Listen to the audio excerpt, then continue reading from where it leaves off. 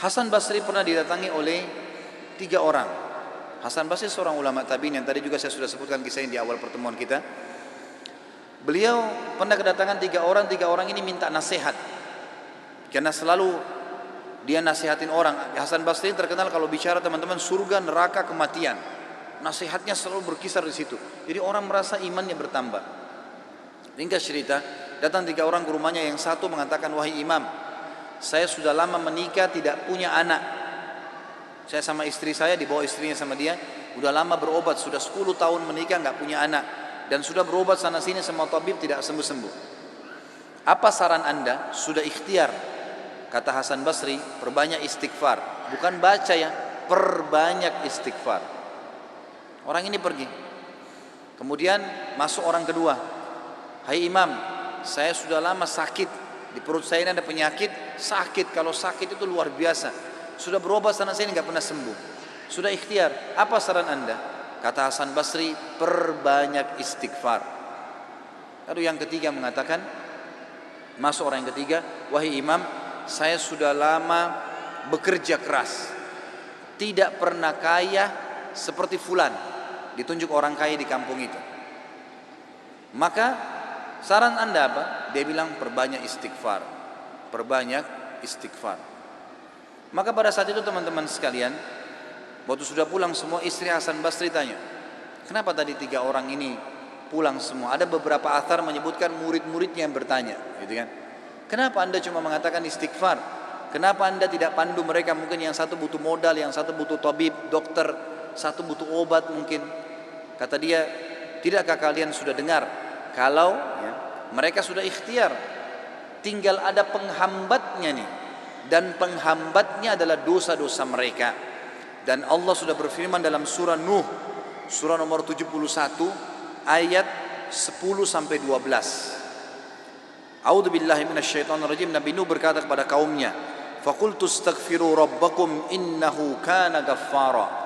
Aku berkata kepada mereka, Nabi Nuh berkata kepada kaumnya, istighfarlah kalian, mohon ampunlah pada Tuhan kalian, karena dia maha pengampun, dia suka kalau kalian tobat tuh. Ayat 10, ayat 11-nya, yursilis sama alaikum midrara. Mereka atau pasti Allah akan turunkan dari langit hujan yang lebat.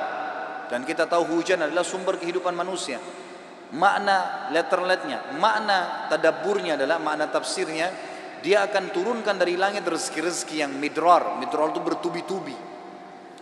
Ayat 12-nya, wa yumditkum bi amwalin wa banin wa yaj'al lakum jannatin wa yaj'al lakum anhara. Dan pasti dia akan memperbanyak buat kalian. Yumdit, mad ini artinya mendobelkan, melipat gandakan.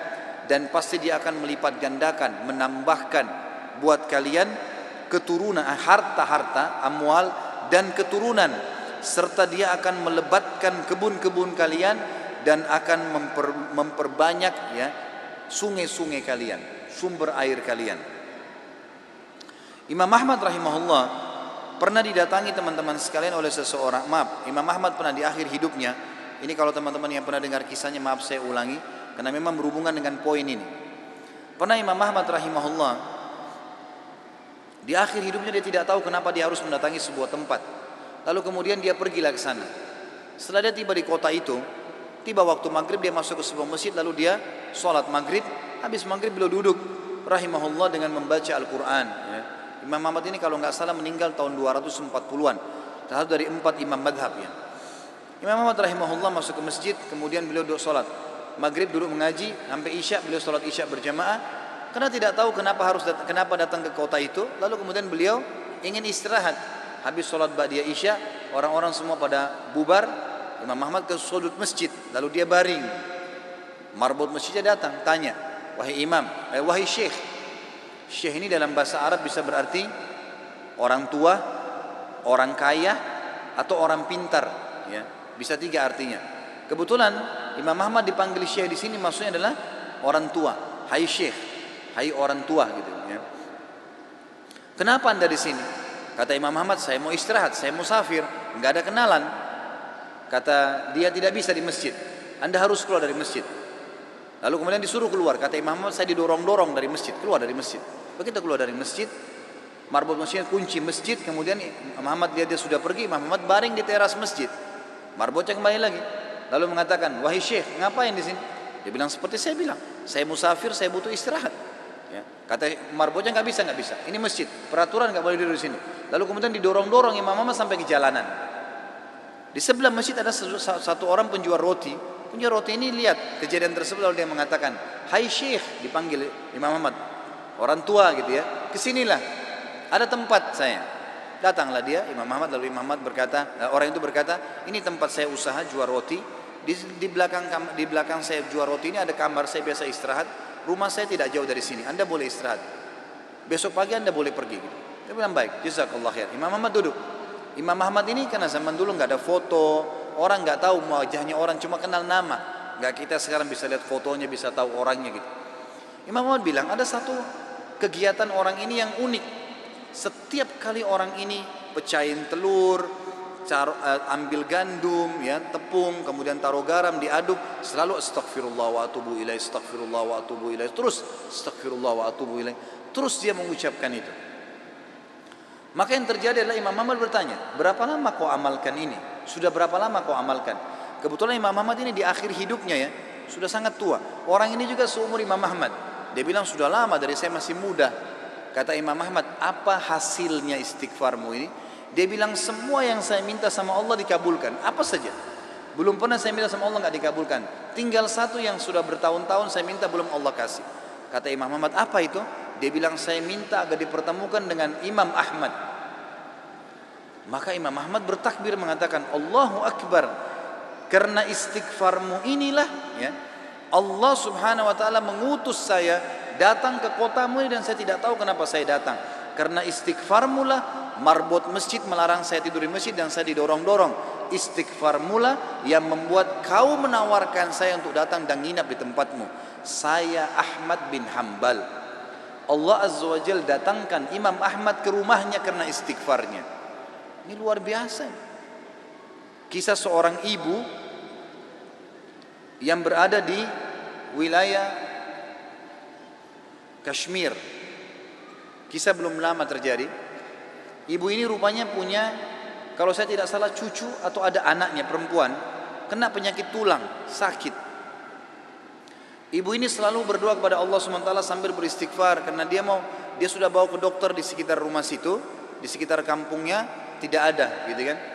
Nggak ada yang bisa tanganin. Mereka cuma bilang ada satu dokter ya yang mampu menangani ini, tapi di India. Dia di India dan dokter itu Muslim, ahli spesialis tulang. Cuma dia yang bisa. Ibu ini tahu dia tidak punya kemampuan uang beli tiket pesawat atau kendaraan, mau bayar dokter tidak mungkin. Maka ibu ini memperbanyak doa dan istighfar. Selalu istighfar kepada Allah. Ya Allah, kalau ada dosa maafkanlah, sembuhkan anak ini. Ya Allah, pertemukan sama dokter itu, mudahkan supaya anak saya ini berobat. Ringkas cerita, dokter yang tadi jadi target ini keluar dari India. Ada acara, dia naik pesawat melewatin wilayah Kashmir tadi itu. Tiba-tiba pilotnya bilang, pesawat ini badai, lagi hujan deras, tidak bisa pesawat lanjut nih, harus turun di wilayah itu. Turunlah pesawat itu. Begitu turun, tiba di bandara, kata dokternya, saya harus, ini ada seminar, saya harus hadiri. Berapa jauh dari sini? Orang itu bilang target Anda sekitar 4 jam dari sini. Kata dokter, baik, saya mau sewa mobil. Ya, masih bisa keburu, gitu kan? Masih sekitar 6-5 jam lagi acaranya, 5-6 jam lagi. Begitu dia sewa mobil, jalan sedikit dari bandara, ternyata ya, hujan makin keras.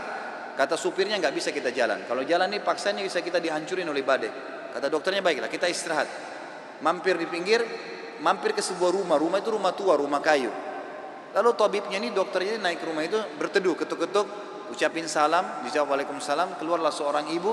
Lalu kemudian dokter ini bilang, maaf, kami ini musafir, hujan lebat, bisa berteduh di sini? Kata ibunya, silahkan. Lalu ibunya itu mengambilkan minuman, dihidangkan minuman. Waktu sementara duduk di ruang tamu, anak perempuan si ibu ini lagi nangis-nangis kesakitan tulangnya. Ini ibu yang tadi sakit tulang. Ini dokter yang jadi target sampai di rumahnya. Lalu kemudian